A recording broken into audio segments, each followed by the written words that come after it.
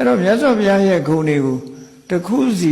စီအာယုံပြုပြီးတော့ဆင်ញင်စဉ်းစားနိုင်မှဗုဒ္ဓနုတ္တိဘာဝနာဖြစ်တယ်မြန်မာနိုင်ငံမှာတော့ဗုဒ္ဓနုတ္တိဘာဝနာလို့ဆိုပြီးတော့ပဋိစိတ်ကြတာတွေကများတယ်ပေါ့ပဋိစိတ်တဲ့အခါမှာတော်တော်များများကဒီအရေးအတွက်ကဏ္ဍဘက်ကိုရောက်သွားပြီးတော့ဘုရားကုံတော်ကိုအာယုံပြုနိုင်တဲ့ပုဂ္ဂိုလ်ဟာအမှန်တမ်းနဲမာတယ်လို့ပြောဘာလို့လဲဆိုလို့ရှိရင်ဂုဏ်တော်1000ပရိစိတ်တယ်ဆိုရင်1000ပြည့်ဖို့ပဲအာယုံစိုက်တယ်လေစိတ်ကဟိုရောက်ဒီရောက်လည်းပဲ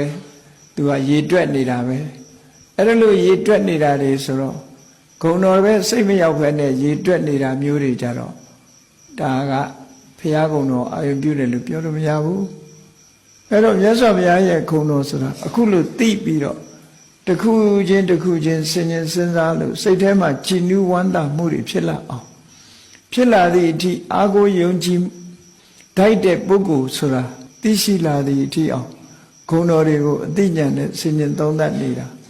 ဒါဗုဒ္ဓနုတ္တိဘာဝနာလို့ခေါ်တာပဲအဲ့ဒါလို့စဉ်းကျင်သုံးသပ်နေဖို့လိုအပ်တယ်အဲ့ဒါလို့မဟုတ်ဘဲနဲ့နှုတ်ကရမဲ့အရဟံလို့ရွတ်ချင်ရွတ်နေမယ်သမ္မာသမ္ဗုဒ္ဓောလို့ဆိုခြင်းဆိုနေမယ်ကုသိုလ်မရဘူးတော့မဟုတ်ဘူးကောင်းတာဆိုသည့်အတွက်ကြောင့်ကုသိုလ်တော့ဖြစ်မှာပဲသို့တော့အကျိုးသက်ရောက်မှုဟာအားနည်းတယ်လို့ဒီလိုပြော။ဘာဖြစ်လို့တော့ဆိုတော့